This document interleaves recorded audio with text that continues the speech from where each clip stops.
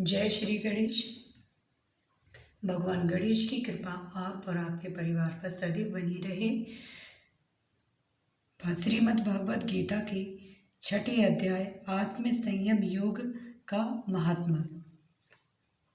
श्री भगवान कहते हैं, सुमुखी, अब मैं 6 अध्याय का महात्मा बतलाता हूँ, जिसे सुनने वाले मनुष्यों के लिए मुक्ति करतलगत हो जाती है। गोदावरी नदी के तट पर प्रतिष्ठानपुर नामक एक विशाल नगर है, जहाँ मैं बिप्लेश के नाम से विख्यात होकर रहता हूँ। उस नगर में जांसरूती नामक एक राजा रहते थे, जो भूमंडल की प्रजा के अत्यंत प्रिय थे। उनका प्रताप मार्तंड मंडल के प्रचंड तेज के समान जान पड़ता था। प्रतिदिन होने वाले उनके यज्ञ के धुएं से नंदन बन के कल्प वृक्ष इस प्रकार काले पड़ गए थे, मानो राजा की असाधारण दानशीलता देखकर वे लज्जित हो गए हों। उनके यज्ञ में प्राप्त पुरोडस के रसास्वादन में सदा आसक्त होने के कारण देवता लोग कभी प्रतिष्ठानपुर को छोड़कर बाहर नहीं जाते थे। उनके दान के समय छोड़े हुए जल की धारा प्रताप रूपी तेज और यज्ञ के धुओं से पुष्ट होकर मेघ ठीक समय पर वर्षा करते थे। उस राजा के शासन काल में इतियों के लिए कहीं थोड़ा भी स्थान नहीं मिलता था और अच्छी नीतियों का सर्वत्र प्रसार होता था। वे बावली कुएं और पोखरे खुदवाने के बहाने मानो प्रतिदिन पृथ्वी के भीतर की निधियों का अवलोकन करते थे। एक समय राजा के दान, तप, यज्ञ और प्रजा पालन से संतुष्ट होकर स्वर्ग के देवता उन्हें वर देने के लिए आए। वे कमल नाल के समान उज्ज्वल हंसों का रूप धारण कर अपनी पंख हिलाते हुए आकाश मार्ग से चलने लगे। बड़ी उतावली के साथ उड़ते हुए वे सभी हंस परस्पर बातचीत भी करते जाते थे। उनमें से भद्राश्व आदि 2-3 हंस वेग से उड़कर आगे निकल गए। तब पीछे वाले हंसों ने आगे जाने वाले को संबोधित करके कहा, अरे भाई भद्राश, तुम लोग वेग से चलकर आगे क्यों हो गए? यह मार्ग बड़ा दुर्गम है, इसमें हम सबको साथ मिलकर चलना चाहिए। क्या तुम्हें दिखाई नहीं देता? यह सामने ही पुण्य मूर्ति महाराज जांसरूती का तेज पुंज अत्यंत स्पष्ट रूप से प्रकाशमान हो रहा है। पीछे वाले हंसों के ये वचन सुनकर आगे वाले हंस हंस पड़े और उच्च स्वर से उनकी बातों की अवहेलना करते हुए बोले, अरे भाई, क्या इस राजा जांसरूती का तेज ब्रह्मवादी महात्मा रैक के तेज से भी अधिक तीव्र है? हंसों की ये बातें सुनकर राजा जांसरूती अपने ऊंचे महल की छत से उतर गए और सुखपूर्वक आसन पर विराजमान हो अपने सारथी को बुलाकर बोले, जाओ महात्मा रैक्य को यहाँ ले आओ। राजा का यह अमृत के समान वचन सुनकर मह नामक सारथी प्रसन्नता प्रकट करता हुआ नगर से बाहर निकला। सबसे पहले उसने मुक्तिदायिनी काशीपुरी की यात्रा की, जहाँ जगत के स्वामी भगवान विश्वनाथ मंदिर मनुष्यों को उपदेश दिया करते हैं।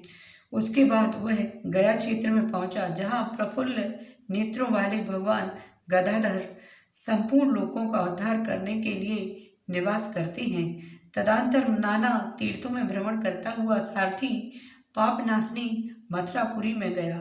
यह भगवान श्री कृष्ण का आदि स्थान है, जो परम महान तथा मोक्ष प्रदान करने वाला है।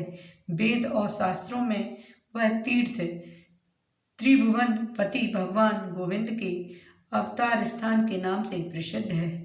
नाना देवता और ब्रह्म ऋषि उसका सेवन करते हैं। मथुरा नगर कालिंदी के किनारे शोभा पाता है। उसकी आकृति अर्धचंद्र के समान प्रतीत होती है। वह सब तीर्थों के निवास से परिपूर्ण है। परम आनंद प्रदान करने के कारण सुंदर प्रतीत होता है। गोवर्धन पर्वत होने से मथुरा मंडल की शोभा और भी बढ़ गई है। वह पवित्र वृक्षों और लताओं से आवृत है। उसमें 12 वन हैं। वह परम पुण्यमय था। सबको विश्राम देने वाले श्रुतियों के सारभूत भगवान श्री कृष्ण की आधार भूमि है।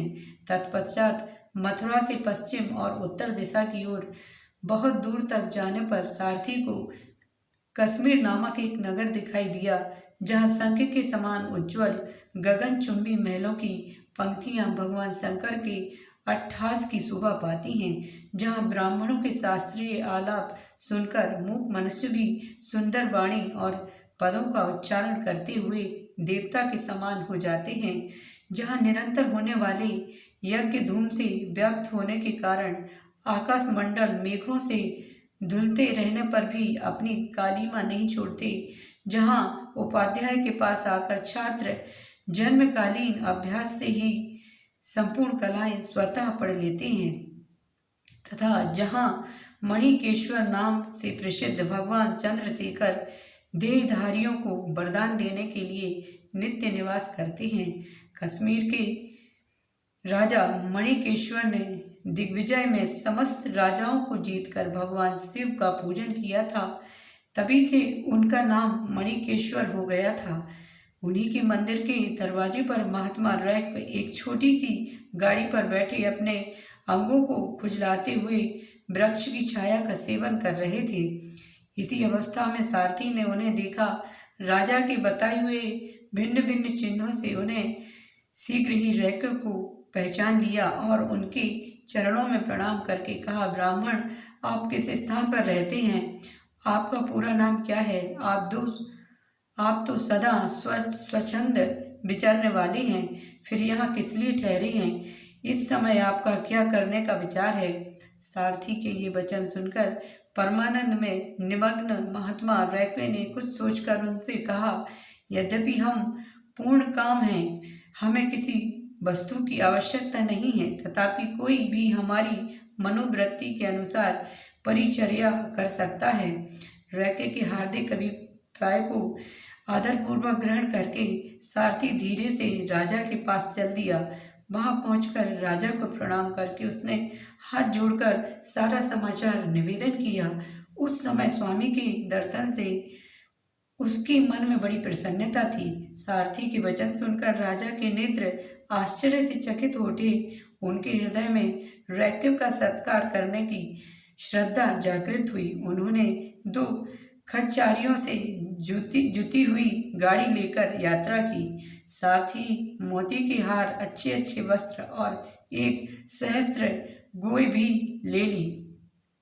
कश्मीर मंडल में महात्मा रैक्व जहाँ रहते थे, उस स्थान पर पहुंचकर राजा ने सारी वस्तुएं उनके आगे निवेदन कर दी और पृथ्वी पर पड़कर साष्टांग प्रणाम किया। महात्मा रैक अत्यंत भक्ति के साथ चरणों में पड़े हुए राजा जान श्रुति पर कुपित हो उठे और बोले, रे शूद्र, तू दुष्ट राजा है क्या? तू मेरा वृतांत नहीं जानता? यह खच्चारियों से जुती हुई अपनी ऊंची गाड़ी ले जा।